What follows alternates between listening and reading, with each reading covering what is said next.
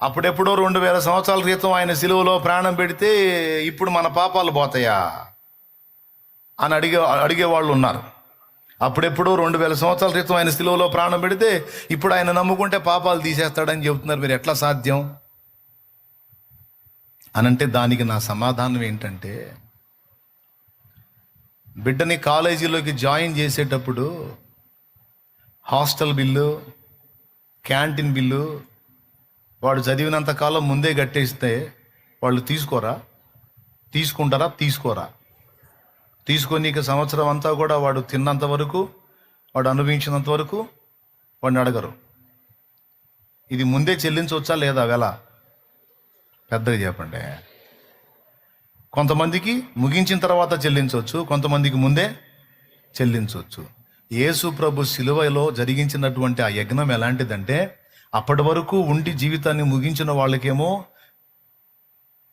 తిన్న తర్వాత బిల్లు కట్టినట్టు, అప్పటి నుంచి ఇప్పటిదాకా రాబోతున్న వాళ్ళ కోసం చెల్లించిందేమో ముందే బిల్లు కట్టినట్టు. ఎందుకు వర్తించదు? ముందైతేనేమి, అయిపోయిన తర్వాత అయితేనే వెల చెల్లిందా లేదా? పాపానికి ప్రాయశ్చిత్తం జరిగిందా లేదా? అది కూడా ఎవరు వచ్చి చేశాడు? సృష్టికర్త అయిన దేవుడే వచ్చి భూమి మీద ఆ కార్యక్రమాన్ని నెరవేర్చాడు. అలా నెరవేరిస్తేనే మానవ జాతికి మోక్షం, లేకపోతే లేదు అని ఇతర సాహిత్యాలు కూడా సాక్ష్యం ఇచ్చాయి. ఋగ్వేద సంహిత 10వ మండలం 9వ సూక్తం, పురుష సూక్తం అదే చెప్పింది. తొలుత జన్మించిన వాడు మానస యజ్ఞమున యజించబడినాడు, ఆయన బలి కార్యం అనేది జరిగిద్దే అనే మాట ఋగ్వేదంలో ఉంది, పురుష సూక్తంలో ఉంది. వాళ్ళకి తెలుసుకొనే చెప్పారు. అందుకే రక్తము చిందింపకుండా రక్తమున్న ఇంటికి ఏం పోతుంది? దోషం పోతుంది. రక్తమును ఆశ్రయించుట ద్వారా రక్షణ కలుగుతుంది అని నమ్ముతున్నారు. మూడవది, రక్తవర్ణమైన సింధూర వర్ణం నుదుటను దిద్దుకుంటారు. ఈ రెండు కనుబొమ్మల మధ్య స్థానం లలాటము, దీన్ని సృష్టికర్త స్థానం అంటారు. ఈ స్థానములో రక్తవర్ణమైన సింధూర వర్ణాన్ని దిద్దుతారు. అంటే అర్థం ఏంటో తెలుసా? ఓ సృష్టికర్త, రక్తము లేకుండా నేను నీ యొద్దకు చేరుట అసంభవము. రక్తము చిందించుట ద్వారానే నేను నిన్ను చేరగలను. ప్రాయశ్చిత్తార్థమైన బలి జరుగుట ద్వారానే నేను నీ యొద్దకు ప్రవేశించగలను. కాబట్టి నీవు ప్రతిపాదించినటువంటి ఆ రక్త ప్రోక్షణని నేను నమ్ముతున్నాను అనడానికి గుర్తుగా నుదుటన సింధూర వర్ణం అంటే రక్తవర్ణాన్ని దిద్దారు. ఇప్పుడు రకరకాల బొట్లు వచ్చినాయి. అసలు ఫస్ట్ నుంచి వచ్చిన బొట్టేది ప్యూర్ రెడ్, రక్తవర్ణం. మా ఇంట్లో మా చిన్నప్పుడు తిలకం సీసాలు ఉండేవి, మా అక్కాళ్ళు పెట్టుకుని 4 అక్కలు. నాకు ఎప్పుడన్నా సీసా ఒలిగిపోతే రక్తం పడ్డట్టు ఉండేది బండ మీద. ఎందుకు రక్తవర్ణాన్ని దిద్దారు? ఎన్నో కలర్స్ ఉంటే ఎరుపు రంగునే ఎందుకు దిద్దారంటే, ఎరుపు రంగు రక్తవర్ణం, సింధూర వర్ణం అంటే రక్త ప్రోక్షణని వాళ్ళు నమ్మారు. అదే హెబ్రీ పత్రిక చెప్పింది, రక్తము చిందించకుండా పాప క్షమాపణ కలగదు. అయితే జంతువుల రక్తము కాదు, ఎడ్ల రక్తమో, కోళ్ల రక్తమో, మేకల రక్తమో, పశువుల రక్తమో కాదు. ఒక కుటుంబం పాపాల కోసం ఒక పశువుని తెచ్చి బలిచ్చినట్టు ఈ లోకమంతా దేవుని కుటుంబం కనుక ఈ కుటుంబం మొత్తానికి, ఈ కుటుంబానికి పెద్ద ఎవరైతే ఉన్నాడో ఆయనే తన రక్తమును ప్రాయశ్చిత్తముగా చెల్లించి కుటుంబాన్ని విమోచించాడు. ఇది సత్యం.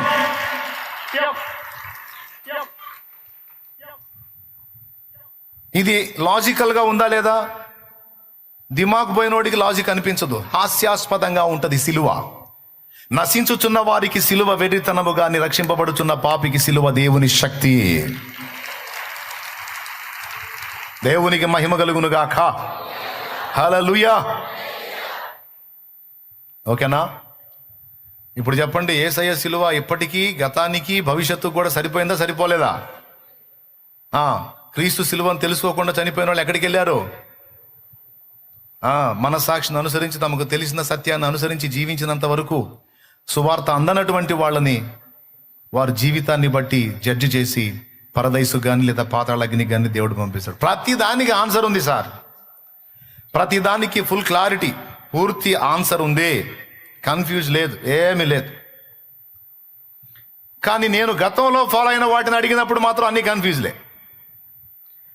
ఆ సమాధానాలు నా ఫీజులు ఎగిరినాయి. సర్దుకున్నా. పాపాలు ఎట్టబోతాయి అంటే ఏదో ఒకటి అంటారు. అది చేయిపోయింది, ఇది చేయిపోయింది, అట్ట చేయిపోయింది, ఇట చేయి. అట్లా పోదు. పాపానికి ప్రాయశ్చిత్తంగా బలి జరిగితేనే పోయిద్ది. ఆ బలి కూడా పాపైన మానవుని కొరకు పరమాత్మ చేస్తేనే పోయిద్ది. వేరే ప్రత్యామ్నాయం లేదు. కాబట్టి లోకానికి ఇది వెరితనంగా అనిపించింది. ఈ ఒక్క విషయమే కాదు, లోకానికి వెరితనంగా అనిపించే మరికొన్ని కూడా ఉన్నాయి. వాటిలో మొట్టమొదటిది సిలువ గురించి చెప్పాను. యేసయ్య బలియాగము లోకానికి వెరితనం, కానీ రక్షింపబడుతున్న మనకి దేవుని శక్తి. అప్పుడెప్పుడో యూదుల మీద తిరగబడితే యూదులు ఆయన ఏదో ఇచ్చేసింది కాదు. ఎందుకంటే ఆయన స్టోరీ చదవనోడు ఆ మాట అనుకుంటాడు. నాకు తెలియనప్పుడు నేను కూడా అంతే అనుకున్నా. ఆ రోమా వాళ్ళని, ఆ రోమన్స్ వాళ్ళని, ఆ యూదుల్ని ఏదో గల్లించి ఉంటాడు, వాళ్ళు చంపేశారు అనుకున్నా నాకు తెలియనప్పుడు. తర్వాత బైబిల్ చదివితే అర్థమైంది, ఆయన యూదుల్ని గదిలించలేదు, రోమన్లని గదిలించలేదు, రోమా గవర్నమెంట్ని గదిలించలేదు, ఎవరిని గదిలించలా. ఎవరి బాధ్యత వాళ్ళకి నెరవేర్చాడు. తాగితే స్వస్థత కలిగింది, చచ్చిన వాళ్ళని లేపాడు, గుడ్డి వాళ్ళకి కళ్ళు ఇచ్చాడు, కుంటి వాళ్ళకి నడకిచ్చాడు, చెవిటి వాళ్ళ చెవులు తెరిచాడు, దీనుల్ని కనికరించాడు, కుష్ఠరోగుల్ని ముట్టి శుద్ధులని చేశాడు, స్వస్థపరిచాడు. ఎక్కడన్నా చూడు యేసు ప్రభు ఎవరి మీద తిరుగుబాటు చేసి, ప్రతిఘటించి, కత్తిపట్టి, యుద్ధం చేసి, పోట్లాడి, గొడవ చేసి ఏమీ కనపడదు. ఒకవేళ అలాంటివి చేస్తే నాకు తెలియదుగా, అప్పుడు సువార్త తెలియనప్పుడు ఉగ్రవాదేమో అనుకున్నా. ఎవరు? యేసు ప్రభు. అందుకే వాళ్ళు అట్లా పట్టుకుని అంత చిత్రవాదగా చంపారు అనుకున్నా. పిల్ల తెలివితే అట్లా ఏం చేద్దాం. తర్వాత బైబిల్ చదివి నాకు అర్థమైంది, ఆయన ఉగ్రవాది కాదు, శాంతమూర్తి అని. దేవునికి స్తోత్రం కలుగును కాక. ప్రేమామయుడని తర్వాత అర్థమైంది, నీతిమంతుడని అర్థమైంది, పాపము లేని పరిశుద్ధుడని అర్థమైంది. నువ్వు నేను ఫాలో అవటానికి రోల్ మోడల్ యేసుక్రీస్తు ప్రభు.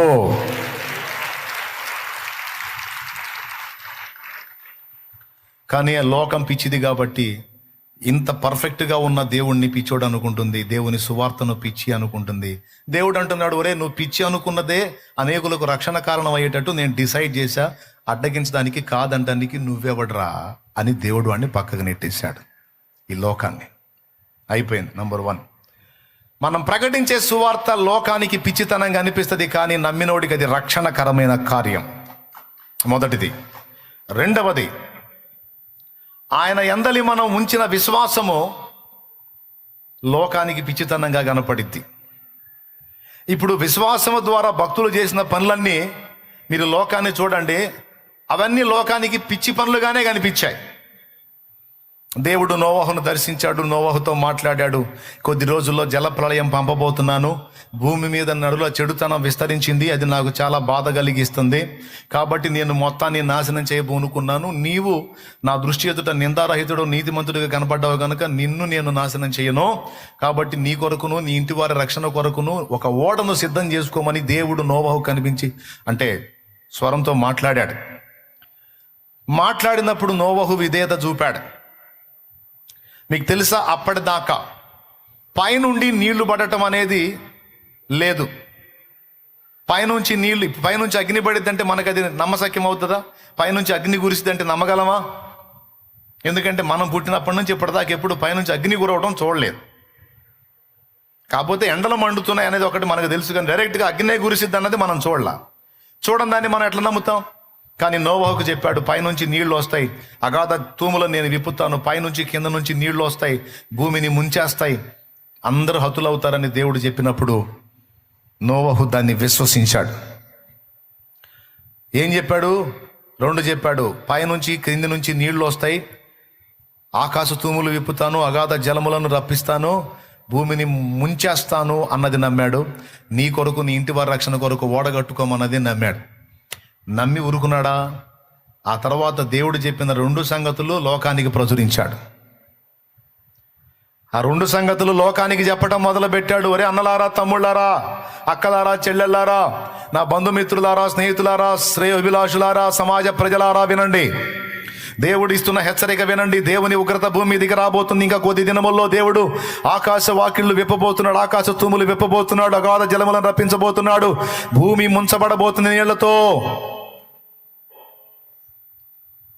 అని ప్రకటిస్తే అందరూ పగలబడి నవ్వారు. ఎందుకంటే నోవహు ప్రకటిస్తున్నటువంటి సంగతిని వారు విశ్వసించలేకపోయారు. అది వాళ్ళు పిచ్చితనంగా భావించారు. సరే, మీరు నమ్మినా నమ్మకపోయినా నేనైతే విశ్వసిస్తున్నాను, నేనైతే సిద్ధపడతానని ఒక ఓడ నిర్మాణం చేసుకోవటం మొదలు పెడితే అది చూసి ఇంకా నవ్వారు. వారందరూ వచ్చి ఓడగట్టుకుంటున్నటువంటి ఈ కుటుంబాన్ని చూసి అపహాస్యం చేయసాగారు.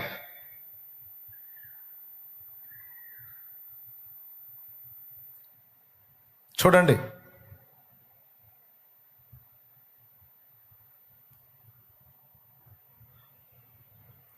ఒక కుటుంబం దేవుని యందు భయభక్తులు కలిగి దేవుడు చెప్పిన మాట ప్రకారం సిద్ధపడుతుంటే మిగిలిన లోకమంతా వాళ్ళని పిచ్చోళ్ళలాగా చూస్తుంది.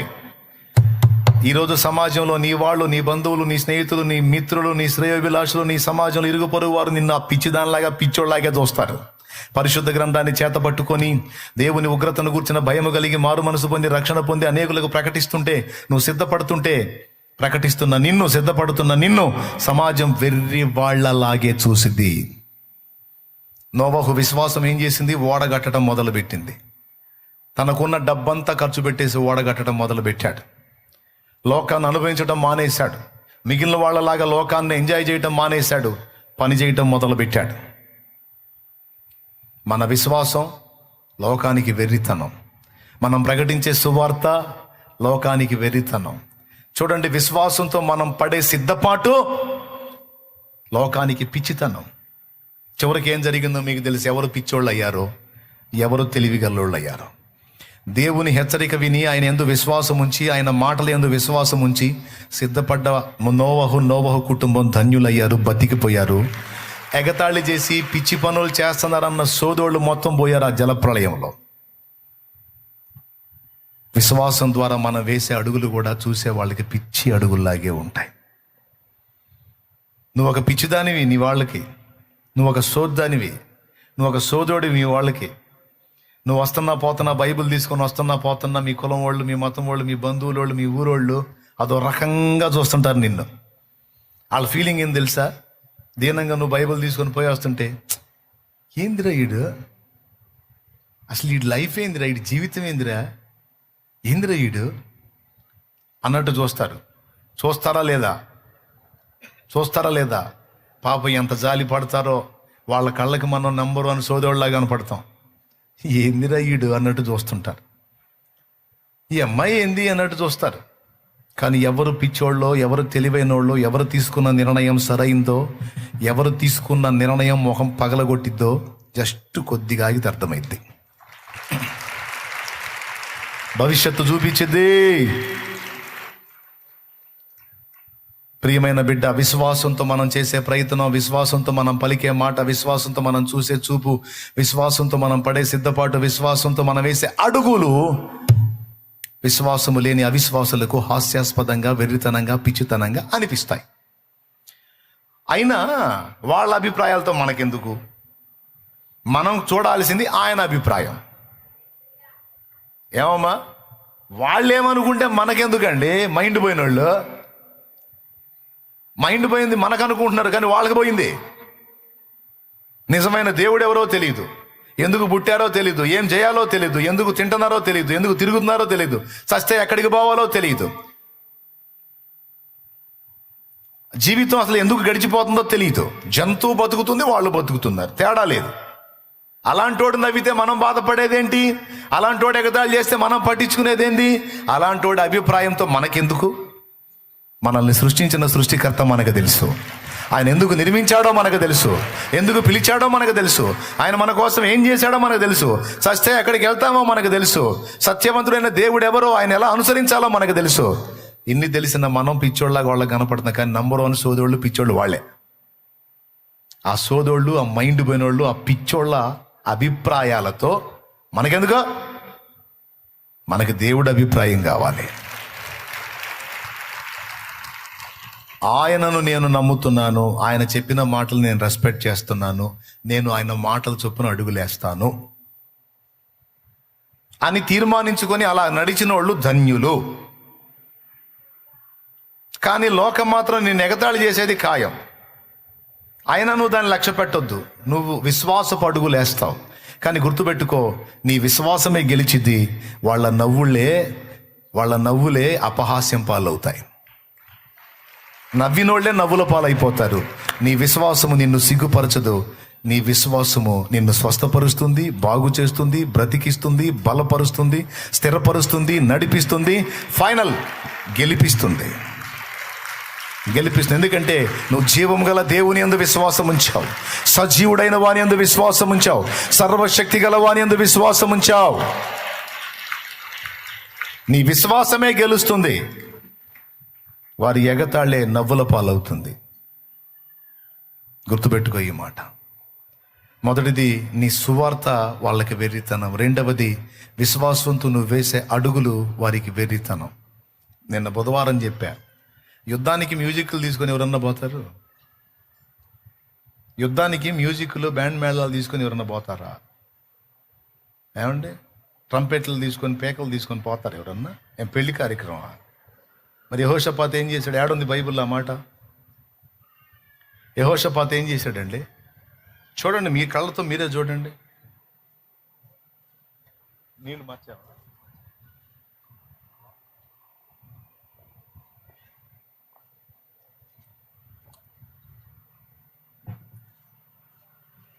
తీస్తారా? నన్ను తీయమంటారా? 2 దినవృత్తాంతాల గ్రంథము 20వ అధ్యాయం 21వ వచనం నుండి చదువు. మరియు అతడు జనులకు హెచ్చరిక చేసిన తరువాత యెహోవాను స్తుతించుటకు గాయకులను ఏర్పరచి, వారు పరిశుద్ధాలంకారములు ధరించి సైన్యము ముందర నడుచుచు, యెహోవా కృప నిరంతరముండును, ఆయనను స్తుతించుడి అని స్తోత్రము చేయుటకు వారిని నియమించెను. వారు పాడుటకును స్తుతించుటకును మొదలు పెట్టగా, యెహోవా యూదా వారి మీదికి వచ్చిన అమ్మోనీయుల మీదను, మోయాబీయుల మీదను, సెయ్యూరు మన్యవాసుల మీదను మాటుగాంటను పెట్టిన గనుక వారు హతులైరి. దేవునికి స్తోత్రం కలుగును గాక. ఏమండి, యెహోషాపాతును అతని జనులను వారి వస్తువులను దోచుకున్నటకు దగ్గరకు రాగా, ఆ శవముల యొద్ద విస్తారమైన ధనమును, ప్రశస్తమైన నగలను కనబడెను. చూడండి, ఏం తీసుకొని వచ్చాడు? గాయకులను, సంగీత వాయిద్యములు వాయించే వాళ్ళని తీసుకొని ముందు పెట్టి, యెహోవా కృప నిరంతరముండును, ఆయనను స్తుతించుడి. ఆయన కృప నిరంతరముండును, ఆయనను స్తుతించుడి. ఆయన కృప నిరంతరముండును, ఆయనను స్తుతించుడని స్తుతిని ముందు పెట్టుకున్నాడు. స్థితి మారిపోయింది. ఇదేం అడుగు? విశ్వాసపు అడుగు. ఇది పెద్ద సాహసం. నాకు తెలిసి రాజ్యంలో సైనికులు ఈ పని చెప్పినప్పుడు రాజుగారికి మైండ్ పోయింది అనుకుని ఉంటారు. ఇంకా ఏ రాజు చేయాల ఈ పని? యెహోషాపాతే చేశాడు. విశ్వాసంతో మనం చేసే ప్రయత్నాలు, మనం వేసే విశ్వాసపు అడుగులు కొంతమందికి అవి హాస్యాస్పదంగాను, వెరితనంగా అనిపిస్తాయి. వాళ్ళ ఆలోచనలతో మనకెందుకు? వాళ్ళు మనం పిచ్చి పని అనుకుంటారో, మంచి పని అనుకుంటారో, మనకెందుకు? కానీ మన దేవుడు ఏమనుకుంటున్నాడో మనకు అది కావాలి. మన విశ్వాసాన్ని చూసి ఆయన సంతోషిస్తాడు, ఆయన కార్యం చేస్తాడు. మరి గెలిచాడా లేదా? దోపు సొమ్ము దోచుకున్నాడా లేదా? అది విశ్వాసంతో అడుగులేయాలి, విశ్వాసంతో ప్రయత్నం చేయాలి. అప్పుడు దేవుడు సంతోషించి దేవుడు కదులుతాడు. విశ్వాసము లేకుండా దేవునికి ఇష్టడై ఉండుట, అలాగే విశ్వాసము లేని వాని జీవితంలో దేవుడి కార్యాలు కూడా జరగవు. విశ్వాసం ఉంచిన వాని జీవితంలోనే దేవుని కార్యాలు జరుగుతాయి. అలా నేను విశ్వాసం ఉంచుతానంటేనేమో లోకానికి అది పిచ్చితనం, ఏడిశారు. కానీ గుర్తుపెట్టుకో, మళ్ళీ చెప్తున్నా, నువ్వే గెలుస్తావు. నీ విశ్వాసమే గెలిచిద్ది. నువ్వే గెలుస్తావు, నువ్వే గెలుస్తావు, నువ్వే గెలుస్తావు, నువ్వే గెలుస్తావు. 2, మూడవది, విశ్వాసంతో ప్రతి విషయమును గురించి మనం చేసే ప్రార్థన కూడా లోకస్తులకు అది వెరితనంగా ఉంటుంది. 3వ సంగతి, ప్రతిదానికి నువ్వు మోకాళ్ళ మీదకి వెళ్ళి, దేవా నాకు సహాయము చేయి, ఇదిగో ఈ విషయంలో నాకు నీ కృప చూపని ప్రతి సంగతిని గురించి దేవుని యందు విశ్వాసం ఉంచి నువ్వు ప్రార్థన చేయడానికి మొదలు పెడితే కొంతమంది సోదోళ్ళకి అదొక సోది పనిలాగా అనిపించింది. ప్రతిదానికి ప్రార్థన ప్రార్థన ప్రార్థన అయింది.